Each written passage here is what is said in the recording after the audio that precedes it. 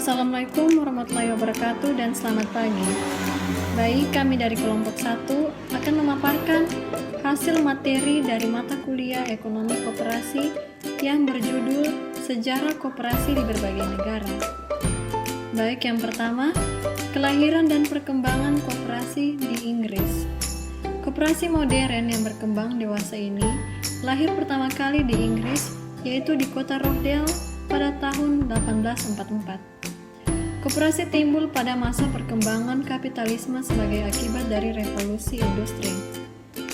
Revolusi industri tersebut disebabkan oleh pesatnya kemajuan ilmu pengetahuan yang menimbulkan penemuan-penemuan baru di bidang industri yang mengakibatkan perubahan-perubahan yang bersifat fundamental.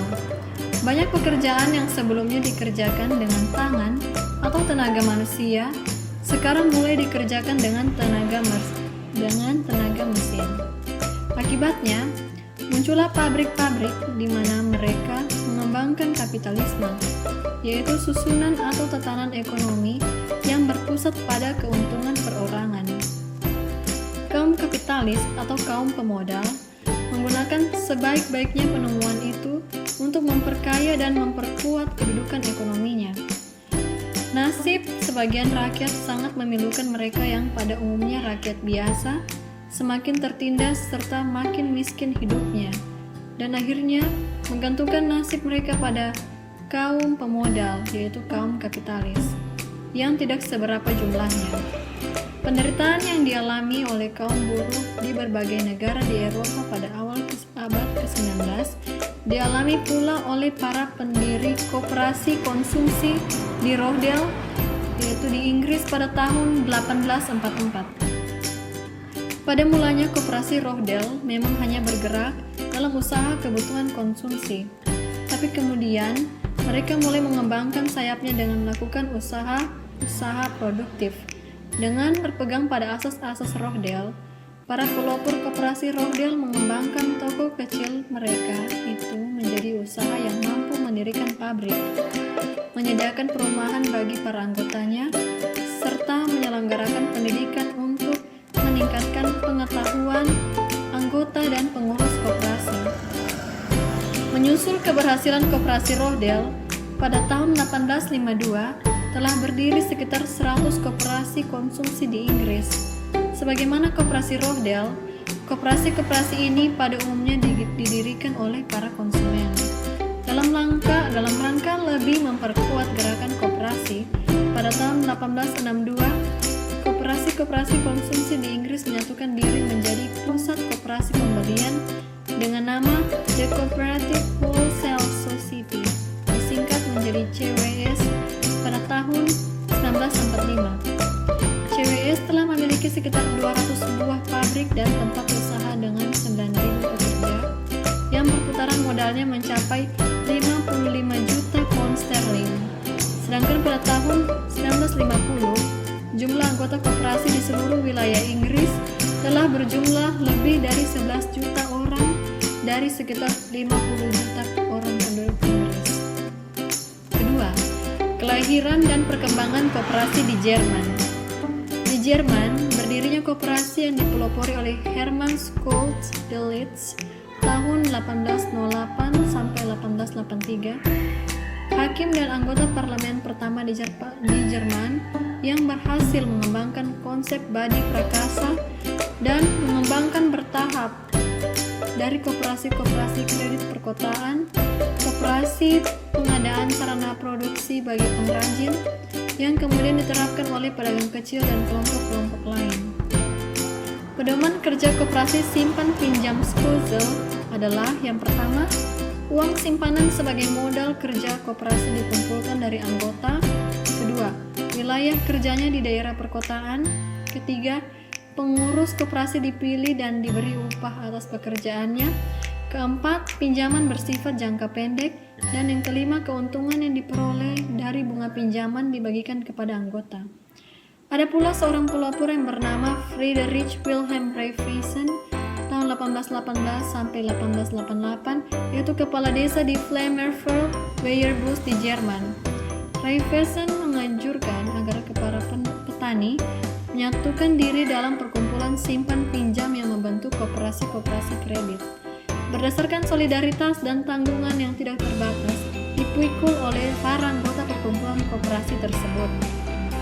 Dan dibimbing berdasarkan prinsip menolong diri sendiri, mengelola diri sendiri, dan mengawasi diri sendiri. Ketiga, kelahiran dan perkembangan koperasi di Denmark. Di Denmark, hampir semua kegiatan ekonomi dilaksanakan dengan cara bekerja sama serta diselenggarakan oleh perkumpulan-perkumpulan koperasi. Demikian juga hampir semua hasil pertanian dan industri diselenggarakan oleh perkumpulan-perkumpulan koperasi. Pada awal abad ke-19 berhasil didirikan Sparkasse, yakni semacam bank tabungan untuk pertanian. Karena model Sparkasse itu diedarkan terutama di kalangan petani, maka hal itu membawa kemajuan dan peningkatan dan taraf hidup bagi kaum petani. Pada awal tumbuhnya gerakan petani itu pada tahun 1814 di Denmark, lahirlah Undang-Undang Kewajiban Belajar bagi anak-anak berusia 7-12 tahun. Undang-Undang Kewajiban Belajar itu membawa kemajuan dan memperluas cakrawala pandangan para petani. Jumlah anggota koperasi di Denmark meliputi sekitar 30% dari seluruh penduduk. Hampir sepertiga penduduk pedesaan Denmark yang berusia antara 18 sampai dengan 30 tahun belajar di perguruan tinggi. Dalam hal perkembangannya, tidak hanya hasil-hasil pertanian didistribusikan melalui koperasi, melainkan meliputi pula barang-barang kebutuhan sektor pertanian itu sendiri. Selain itu, Denmark juga berkembang koperasi konsumsi. Koperasi-koperasi konsumsi ini kebanyakan didirikan oleh serikat-serikat pekerja di daerah perkotaan. 4. Kelahiran dan perkembangan koperasi di Amerika Selatan, Afrika, Australia, dan Selandia Baru. Meskipun negara Amerika Selatan atau Amerika Latin, rakyat membutuhkan peningkatan taraf hidup dan perbaikan tingkat kemakmuran, tetapi perkembangan koperasi tidak begitu menonjol. Hal itu disebabkan oleh beberapa faktor antara lain kepelautan masyarakat, banyaknya rakyat yang masih buta huruf, dan kurangnya modal. Namun beberapa mulai mengalahkan koperasi. Mereka mulai menunjukkan gerakan kerja sama di bidang ekonomi, seperti di toko-toko yang menjual barang kebutuhan sehari-hari. Di Afrika, gerakan koperasi belum begitu dikenal, walaupun ada keadaan sangat sederhana dengan tugas-tugas yang sederhana pula. Di Australia, Selandia Baru, perkumpulan koperasi keadaannya mirip dengan Eropa. Koperasi berhasil meringankan kesukaran serta kesulitan di dalam merintis daerah baru. 5. Kelahiran dan perkembangan koperasi di Asia. Pada bulan Januari 1950 disusun sebuah laporan tentang kemajuan dan perkembangan koperasi di Asia. Laporan itu menunjukkan jumlah kumpulan koperasi di Asia meningkat dengan 4. Laporan itu juga menyebutkan bahwa kebanyakan koperasi di Asia terdiri dari koperasi simpan pinjam atau koperasi kredit. Pemerintah memberikan dorongan atau memajukan usaha koperasi, usaha propaganda atau penyuluhan dan pendidikan yang sangat penting. Di India, Sri Lanka, dan Malaysia, Departemen Urusan Koperasi sendiri usaha pendidikan koperasi. Departemen ini mengorganisasikan urusan koperasi. Pada umumnya, pemerintah memang bersedia memberikan kebebasan yang lebih besar kepada koperasi. Selama koperasi masih lemah, maka dia perlu untuk memberikan perlindungan dan bantuan kepada koperasi. Beberapa kewajiban masih akan dilakukan pemerintah seperti pendaftaran dan pengawasan tertinggi. Hal ini dimaksudkan untuk menjaga agar pekerjaan dilakukan sesuai dengan peraturan dan undang-undang.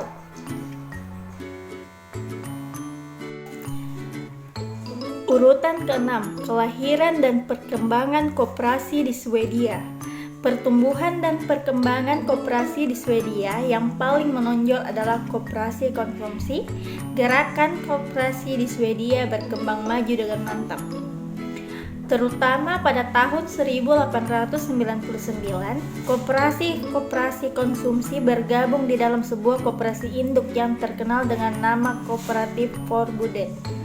Pada waktu itu barang-barang kebutuhan sehari-hari seperti mentega, terigu, minyak nabati, dan lain-lainnya dimonopoli oleh perusahaan sejenis yang disebut sebagai kartel produsen. Kartel produsen ini adalah organisasi perusahaan besar yang menghasilkan dan menjual barang-barang sejenis.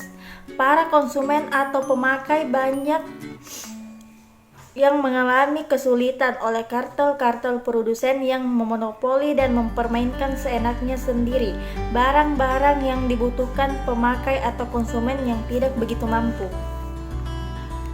Pada tahun 1911, Kooperatif Forbundet telah menumbangkan dan melumpuhkan peranan monopoli kartel produsen mentega. Tahun 1924, Kooperatif Forbundet telah melumpuhkan serta menyingkirkan peranan monopoli kartel terigu. Tahun 1932 menghancurkan dan menyingkirkan peranan monopoli kartel minyak nabati dan selanjutnya menumbuhkan serta menyingkirkan peranan monopoli kartel lainnya, yaitu kartel produsen sepatu dan bola lampu. Gerakan koperasi ini di Swedia makin lama makin maju serta berkembang. Yang ketujuh, kelahiran dan perkembangan koperasi di Amerika Serikat. Amerika Serikat terkenal sebagai gembong atau biang negara kapasitas yang besar dan kuat. Namun di negeri ini dapat juga berkembang usaha-usaha koperasi. Macam-macam koperasi yang berkembang di Amerika Serikat yaitu koperasi penjualan, yaitu koperasi yang mendistribusikan segala macam hasil penjualan. Kedua, koperasi pembelian. Ada dua jenis koperasi pembelian, yaitu yang pertama, berusaha memperoleh atau memberi benih, pupuk, dan sebagainya untuk menambah dan meningkatkan produksi pertanian. Dan B, bertindak mengusahakan barang-barang kebutuhan sehari-hari. Yang ketiga, koperasi jasa. Koperasi pelayanan ialah koperasi penyelenggaraan berbagai macam usaha, termasuk asuransi, pelayanan kelistrikan, pelayanan kesehatan, pelayanan perumahan, pelayanan telepon, terutama di desa-desa dan sebagainya.